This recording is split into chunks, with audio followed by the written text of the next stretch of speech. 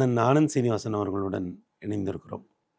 நடந்து முடிந்த சட்டமன்ற தேர்தல் குறித்த அவருடைய பார்வையை கேட்பதற்காக, கருத்துக்களை பகிர்ந்து கொள்வதற்காக இணைந்திருக்கிறோம். அண்ணா வணக்கண்ணே. வணக்கம். முதல்ல என்ன சொல்லணும்னா, எல்லாத்தையும் நான் 3 நாள் முன்னாடி சொன்னேன். ஆ ஒரு 8 மாதத்துக்கு முன்னாடி இருக்கும். நம்ம ரெக்கார்ட் பண்ணிட்டு இருந்தபோது, ஆ நம்ம இந்த அரசியல் பற்றி பேசிகிட்டு இருக்கும்போது, அடித்து விஜய் தான் அடுத்த சிஎம்னு நீங்கள் தான் சொன்னீங்க. நான் நம்பலை. சரிண்ணே. நான் நம்பலைங்கிறது அன்றைக்கே உங்ககிட்ட சொல்லிட்டேன். ஆமாண்ணே. நீங்கள் ஆனால் அடித்து சொன்னது என்னென்னா, நீங்கள் தான் அடுத்த சிஎம்மு விஜய் தான் அப்படின்னு நான் சொன்னேன். மேபி 31ல் வருவாருன்னு. நீங்கள் இல்லை 26ல் அவர் தான் சிஎம்னு அடித்து சொன்னீங்க. நீங்கள் தான் உட்காந்து பேசினா. நான் 3வது மனுஷன் விஷ்ணு இருந்தான், கேமராமேன் இருந்தான். ஆமாம். ஸோ நம்ம 4 பேருக்குள்ளே தான் தெரியும் அது நீங்கள் சொன்னீங்கன்னு. தமிழ்நாட்டுக்கு தெரியாது. நான் சொல்கிறேன் இன்றைக்கி நேற்று இல்லை, 8 மாதத்துக்கு 8 மாதத்துக்கு முன்னாடியே நீங்கள் சொன்னீங்க. ஆமாண்ணே. நான் சொன்னபோது சொன்னீங்க ஒரு வீட்டுக்கு 2 ஓட்டு. இன்றைக்கி எல்லோரும் சொல்கிறது நீங்கள் அன்றைக்கி சொன்னீங்க. ஒரு வீட்டுக்கு 2-3 ஓட்டு இருக்குன்னு, டெஃபினட்டாக ஜெயிச்சு வர போகிறாருன்னு.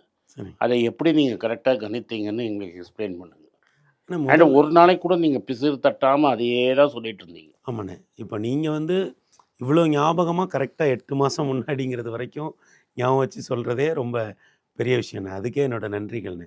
ஆனால் என்னென்னே, இந்த விஜய்ங்கிற ஒரு ஃபோர்ஸ் வர்றப்பண்ணே, இப்போது எனக்கு ஒரு மராட்டிய பேராசிரியர் ஒருத்தர், ஒரு செஃபாலஜிஸ்ட், அவர்கிட்ட தான் நான் இந்த அடிப்படைகளெல்லாம் கற்றுக்கிட்டேனே. அவர் என்ன சொன்னார் அப்படின்னு பார்த்தீங்கன்னா, விஜயை இங்கே எஸ்டாப்ளிஷ் ஆகி இருக்கக்கூடிய கட்சிகளோட ஒப்பிட்டு பார்க்கவே கூடாது. விஜயை தனியாக மெஷர் பண்ணி பார்க்கணும். விஜய் தனியாக வராரு, தனியாக அவரை மெஷர் பண்ணணும். 2வது நம்ம விருப்பு வெறுப்புகளை தாண்டி அவர் எப்படி வராரு அப்படிங்கிறத நீ பார்த்தனா தான் உனக்கு ஐடியா கிடைக்கும். அதே நேரம் விஜயை யாருடனாவது ஒப்பிடணும் அப்படின்னு நினச்சா, இதுக்கு முன்னால் திரைத்துறையிலேருந்து கட்சி ஆரம்பித்தவங்களோட ஒப்பிட்டா மட்டும்தான் ஏதோ ஒரு ஐடியா கிடைக்கும் அப்படிங்கிறதான் அவர் கொடுத்ததுன்னு. ஆனால் இப்போ விக்கிரவாண்டி கூட்டம், மதுரை கூட்டம், இது மாதிரியான கூட்டங்களுக்கு நேரில் போயிருந்தாங்கண்ணே. அப்போ அந்த ஆமாம், நான் நேரில் போயிருந்தேன். அவரோட முதல் 2 கூட்டத்துக்குமே நேரில். அந்த கூட்டத்தில் இருந்த அந்த ஒரு எனர்ஜி இருக்குல்லண்ணே, மக்கள் எதையோ எதிர்பார்த்து அந்த கூட்டத்துக்குள்ளே வராங்க. அது வெறும் ஒரு ரசிகர் கூட்டம் மட்டும் இல்லை. ஏன்னா எனக்கு இந்த அரசியல் கூட்டங்களை கேட்குற பழக்கம் ரொம்ப சின்ன வயசுலேருந்தே இருக்குது. அந்த கூட்டத்துக்கு வர்ற மக்கள் இருக்காங்கல்லாண்ணே, இப்போ அரசியல் கூட்டங்களை ஆரம்பத்தில் கேட்குறப்போ ஒரு விஷயம் எனக்கு ரொம்ப ஆச்சரியமாக இருக்கும். அந்த தலைவர் பேசி முடிக்கிறதுக்கு முன்னாடியே கூட்டத்தில் இருக்கிறவங்க நம்ம முடிக்க போகிறாரு அப்படின்னு சொல்லி அப்படி கரெக்டாக எந்திப்பாங்கண்ணே. அதுக்கப்புறம் அதை நானுமே கண்டுபிடிச்சேன். ஓகே, இவர் பேச்சை முடிக்க போகிறாரு, இந்த இடத்துல முடிக்க போகிறாரு அப்படின்ட்டு. அப்போ இந்த கூட்டங்கள் பார்த்து இருந்ததில் இந்த விக்கிரவாண்டி, மதுரை, இந்த 2 கூட்டத்துக்குள்ளேயும் இருந்த அந்த ஒரு உணர்ச்சி, அந்த ஒரு எதிர்பார்ப்பு, அதுலேயும் குறிப்பாக அங்கே வந்த சில பெண்கள், கொஞ்சம் வயசானவங்க, இவங்க கிட்ட இருந்த இந்த எதிர்பார்ப்பு இருக்குல்லண்ணே, இது ஒரு ரசிகர்களை தாண்டிய ஒன்று அப்படிங்கிற எண்ணத்தை எனக்கு அது முதன் முறையாக கொடுத்ததுன்னு. அந்த கூட்டங்கள் அப்போ மக்கள் இவர்கிட்ட ஏதோ ஒன்று எதிர்பார்க்குறாங்க. நம்ம இதை வெறும் ரசிகர் கூட்டமாக மட்டுமே நம்ம பார்க்கக்கூடாது. ஏன்னா அந்த கூட்டங்களுக்குமே குடும்பமாக வந்திருந்தாங்க, அவங்க நின்று பேசிக்கிட்டது, அவங்க நடை உடை பாவனையில் தெரிஞ்ச எதிர்பார்ப்பு, இதெல்லாம் முதல்ல யோசிக்க வச்சதுன்னு.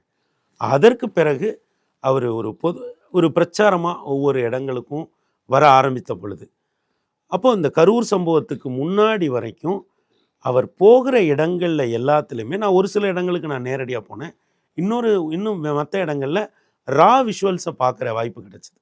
இப்போ டிவியில் வரக்கூடிய இந்த நம்ம ஒரு 4-5 எடிட்டட் பேஜஸ் அது இல்லாமல் இப்போ 4-5 கேமராலேருந்து வர்ற ரா விஷுவல்ஸ் இருக்கும். நம்ம ஏதாவது ஒன்று தான் நம்ம பஞ்ச் பண்ணுவோம்.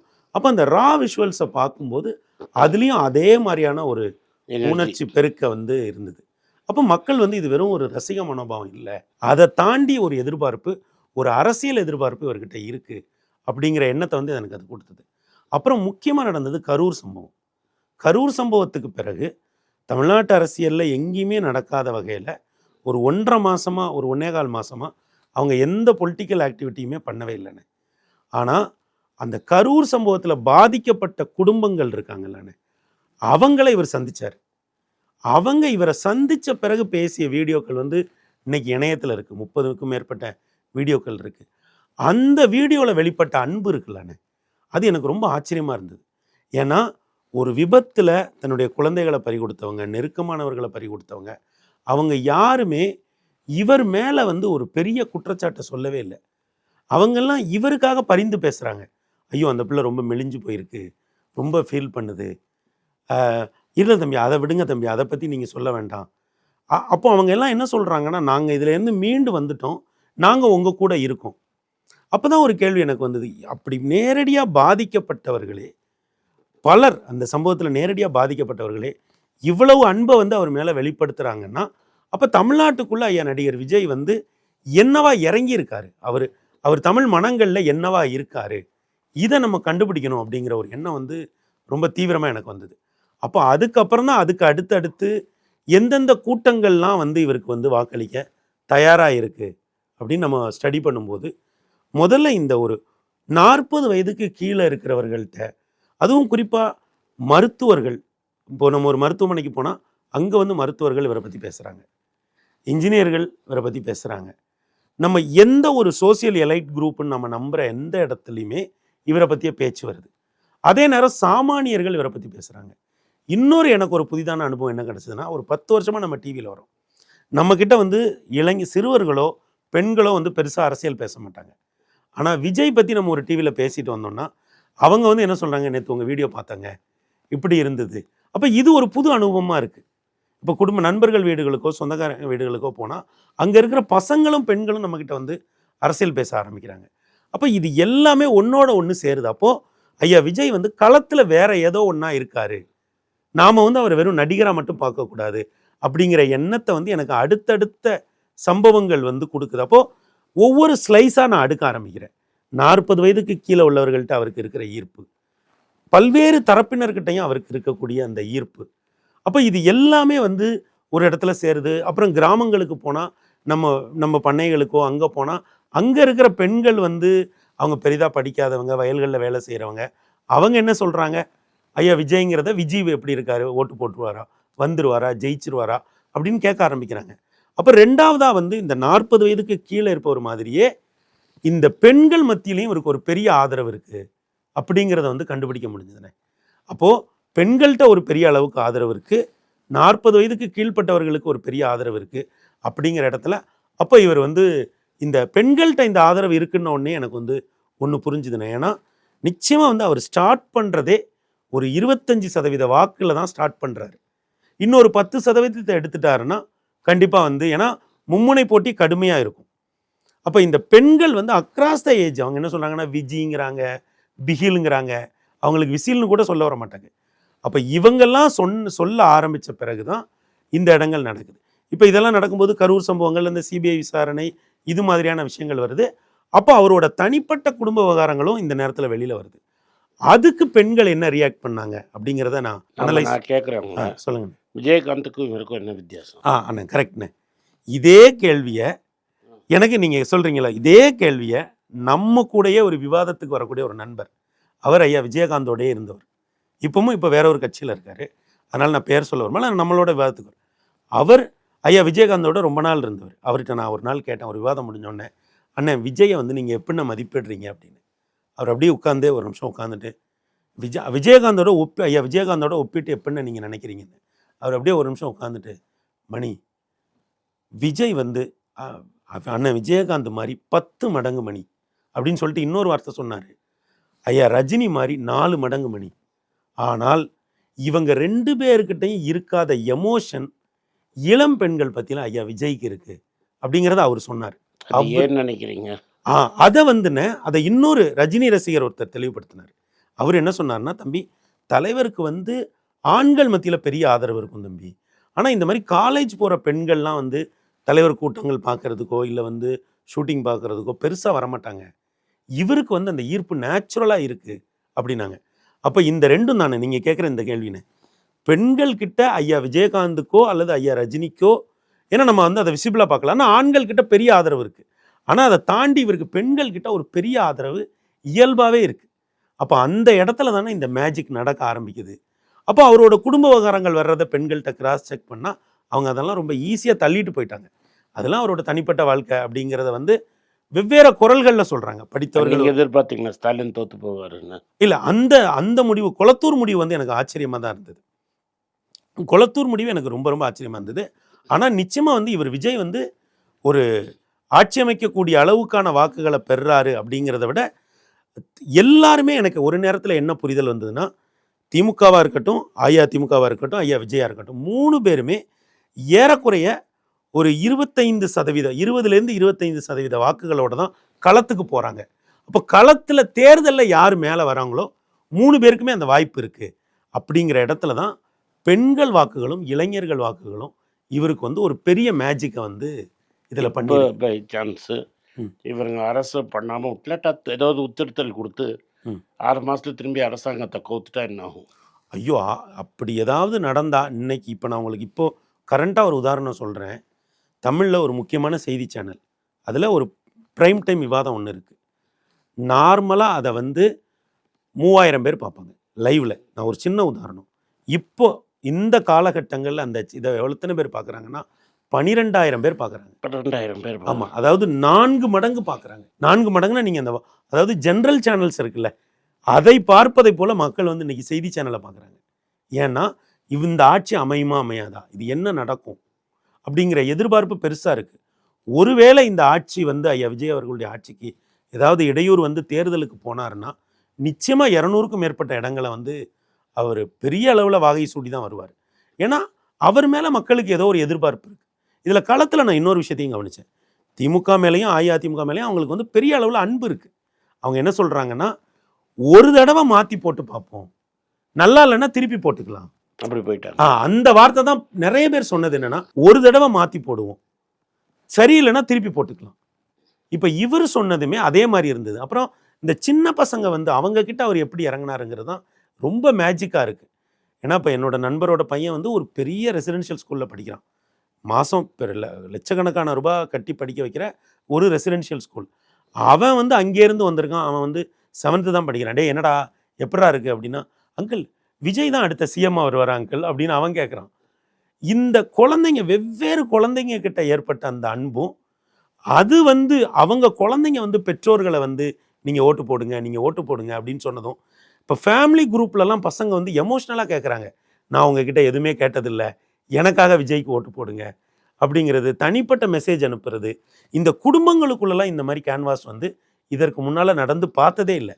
ஆக இது எல்லாம் சேர்ற இடங்கள் தான் கடைசியாக என்ன தோணுச்சுன்னா, தேர்தல் முடிஞ்சோன்னே இல்லை அவர் ரொம்ப பெருசாக நிச்சயமாக ஜெயிச்சிருவார். ஏன்னா உங்களுக்கே தெரியும், 2 திராவிட கட்சிகளையும் தாண்டி ஒருத்தர் வந்து ரொம்ப பிளாங்கா ரொம்ப நான் எதிர்பார்க்கவே இல்லை. நான் கடைசியில் எதிர்பார்த்தது 30-40 சீட்டு. ஓகே. ஏன்னா என் ஒய்ஃபோட 2 கிளாஸ்மேட்டு கவர்மெண்ட்டில் வேலை செய்கிறாங்க, டீச்சராக இருக்காங்க. ஓகே. அதுதான் டிஎம்கேயோட கோர் ஓட் பேஸு. நாங்கள் எங்கள் அந்த ஏரியாவில் இருக்கிற டீச்சர்லாம் மொத்தமாக நாங்கள் டிவி கேக் போட்டோன்னா நான் நினச்சேன் 40-50 சீட்டு வந்துடும். 2வது பல சிட்டி சீட்டில் தப்பாக சைலன்ஸ் கேண்டிடேட் செலக்ட் பண்ணிட்டார் நான் நினச்சேன். ஓகே. அதுவும் ஒரு காரணம் நினச்சேன். பட் இது சுனாமி, யாரை போட்டிருந்தாலும் ஒன்றும் பண்ண முடியாது. யாரை போட்டிருந்தாலும் வந்துடும்.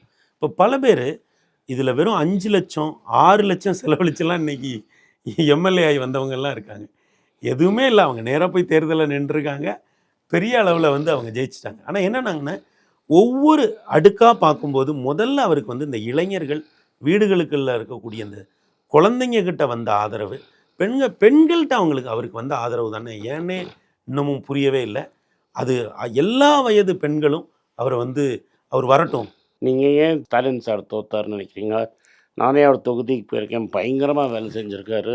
அது மாதிரி இன்ஃப்ராஸ்ட்ரக்சர் பண்ணியிருக்கவே முடியாது. ஏன் தோத்தார் நீங்கள் நினைக்கிறீங்க? இல்லை, இது வந்து அந்த தொகுதியை பொறுத்தளவில் வந்து ரொம்ப ஆச்சரியம் என்னென்னா, அவர் ஒரு மாதத்துக்கு 2 தடவையாக அந்த தொகுதி போயிடுவார். ஆமாம். ரொம்ப ரெகுலராக தொகுதியில் வந்து வெவ்வேறு நலத்திட்டங்கள், இன்னமும் ஒரு சட்டமன்ற தொகுதியாக பார்த்தோன்னா அந்த தொகுதிக்குள்ளே இப்போ நடந்த வேலைகள் வந்து வேறு எங்கேயுமே இல்லை, கணக்கற்ற வேலைகள் வந்து நடந்தது.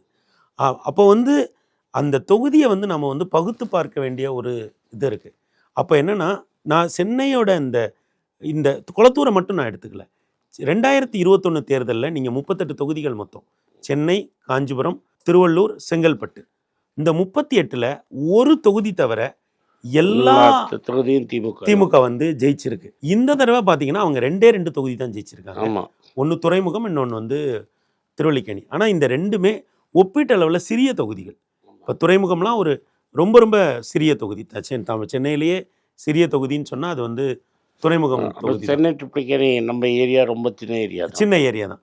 அப்போ என்னன்னா இந்த இன்ஃப்ராஸ்ட்ரக்சர் சம்மந்தமாக மக்களுக்கு ஒரு சென்னை வாழ் மக்கள் வந்து அரசுக்கிட்டேருந்து என்ன எதிர்பார்க்குறாங்க?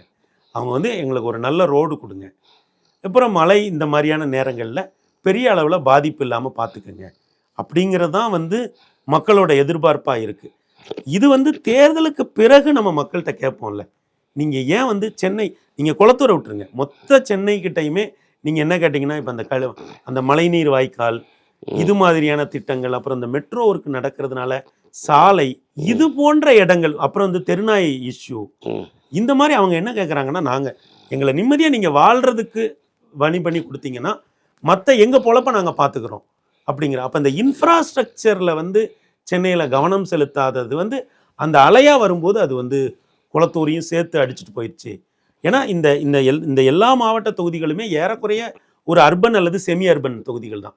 அதில் எதுவுமே ரூரல்னு நம்ம சொல்லவே முடியாது. அப்போ இந்த மக்கள் எல்லாருமே எதிர்பார்க்கறது என்னென்னா இன்ஃப்ராஸ்ட்ரக்சர் டெவலப்மெண்ட்.